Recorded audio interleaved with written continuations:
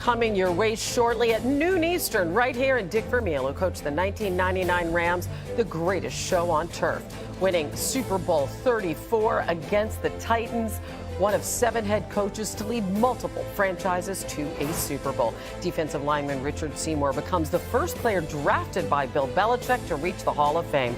The 7-time Pro Bowler won 3 Super Bowls in 4 appearances with the Patriots. And offensive tackle Tony Baselli gets in his 16th year of eligibility. He was named first-team All-Pro in 3 straight seasons and is the first Jaguars player to be enshrined in Canton. And the originator of the Lambeau Leap now jumping into the Hall. Leroy Butler getting the call, 2 Super Bowls with the Pack, winning 1, named first-team All-Pro 4 times, and one of those who was able to chat with our Sal Palantonio in Canton. Why you ask me that? You know that's gonna get me emotional. My mom being a single parent in the inner city and having my kids here and some of my aunts and uncles I hadn't seen since I was like 15 years old, to see them walk around with that Hall of Fame shield on their chest. They're having so much fun.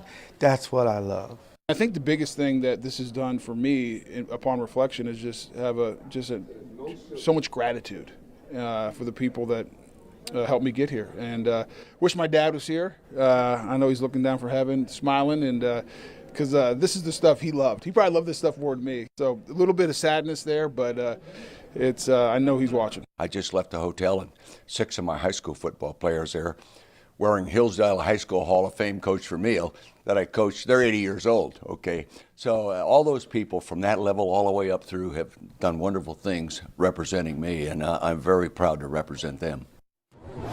It looks like Dick Vermeil's already getting a little emotional. Yeah. Such a special day. Some of the other notable inductees, including receiver Cliff Branch, linebacker Sam Mills, who combined for 9 Pro Bowl selections, defensive lineman Bryant Young, who registered the most sacks in Niners history, and Art McNally becomes the first on-field official to be inducted into the Pro Football Hall of Fame. So our coverage of the 2022 Pro Football Hall of Fame enshrinement ceremony is live from Canton and starts at noon right here on ESPN and on the app. And it's great to see Susie Culber. She is in Canton for the festivities. She has a look at what we can expect today. Hi, Susie. Welcome to Canton, Ohio on a humid August afternoon as the Pro Football Hall of Fame welcomes 8 new members. So many football greats, long a part of this prestigious club, are here to embrace their new teammates.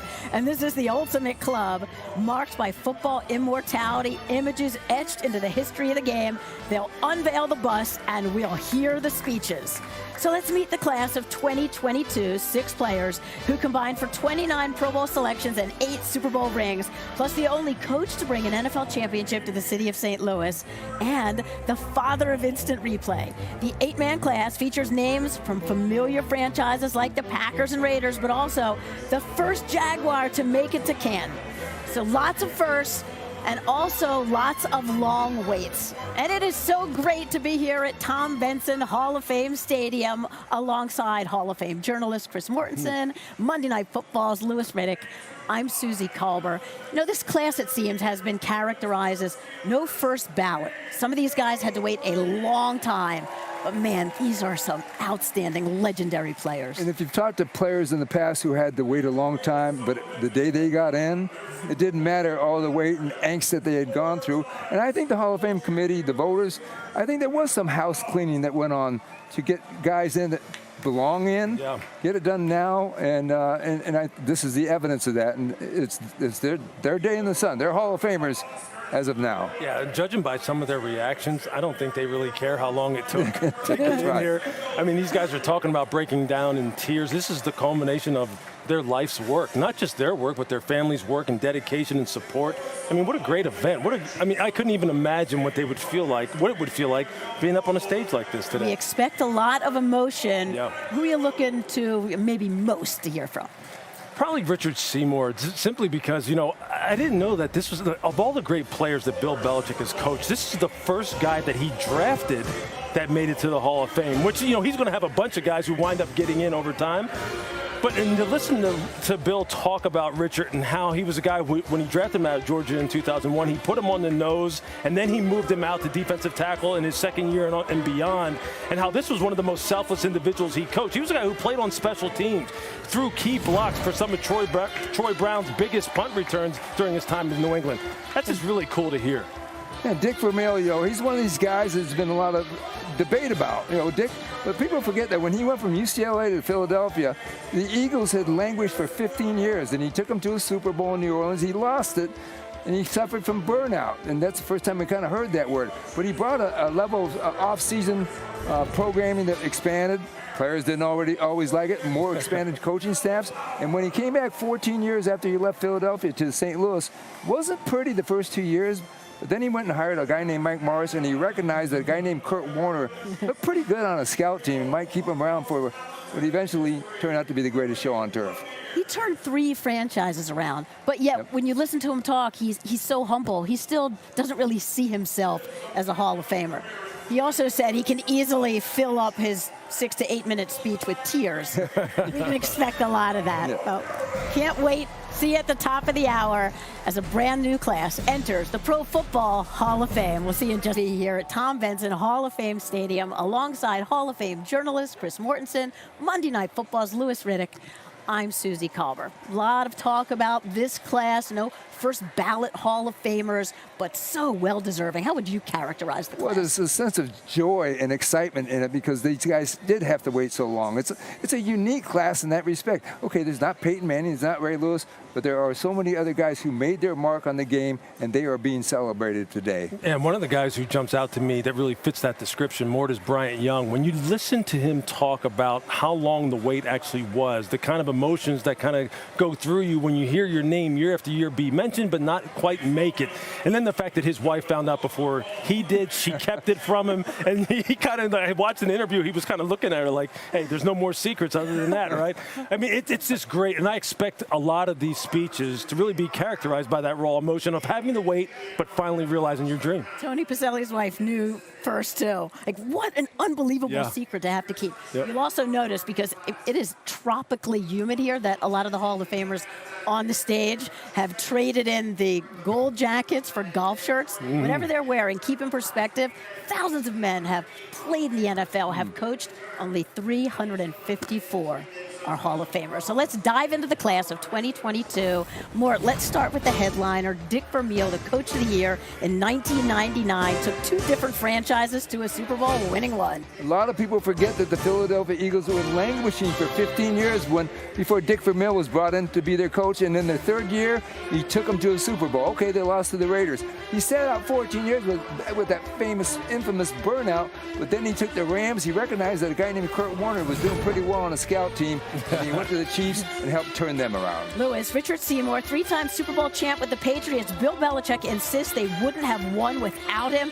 Those teams were led by defense. Absolutely. Look, and he was the bell cow. Look, Bill will tell you he was the guy who everything was built around. This is the first of Bill's draft picks that have made it to the Hall of Fame, and he really characterized Richard Seymour by saying, look, he was selfless, and he was just absolutely consistent throughout his time in New England.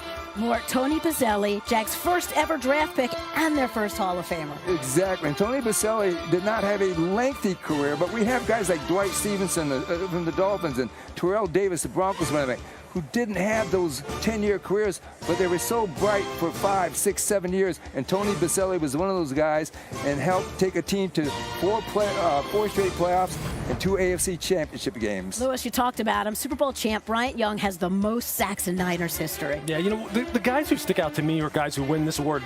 Look, we know he's going into the Hall of Fame, but this was the 1999 Comeback Player of the Year. And he came back from a broken leg. And when you think about the fact that he had one of his best seasons coming off of that, that's what characterized his entire career. Grit, toughness, consistency, great teammates, selfless. It's just amazing seeing the career that he put together. I cannot wait to hear him talk today. People thought his career was over. More in his final year of eligibility, linebacker Sam Mills finally gets the call. Listen, he was with the Philadelphia Stars in the old USFL playing for Jim Mora. Then Jim Mora went and became the Saints coach. He brought Sam Mills, and that linebacker unit they had with the Saints was the Dome Patrol. And I know I was covering the Falcons, and it was one of the great units. Sam Mills died too young at 45 from cancer.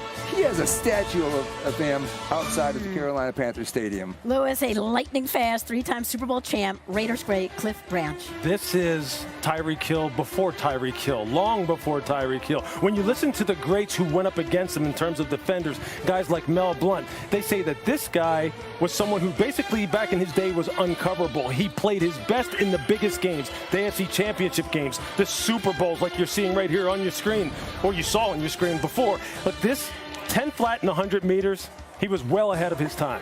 Art McNally, known as the father of modern officiating. 48 years he served the NFL, and this is ironic that he's being celebrated today. And he's 97 years old, but this is a man who never wanted the spotlight. But he served on field for 9 years, and then he helped usher in instant replay and also expanded officiating crews. And he's going in with the idea that he's representing the entire universe of officials. And finally, Lewis, he anchored the Packers secondary for 12 years. Leroy Butler, a member of the exclusive 30-interception, 20-sack club. Yeah, that's amazing. He's one of only 6 players to ever have done that in the history of the NFL. 4-time first-team All-Pro, 4-time Pro Bowler. He's another guy who had to wait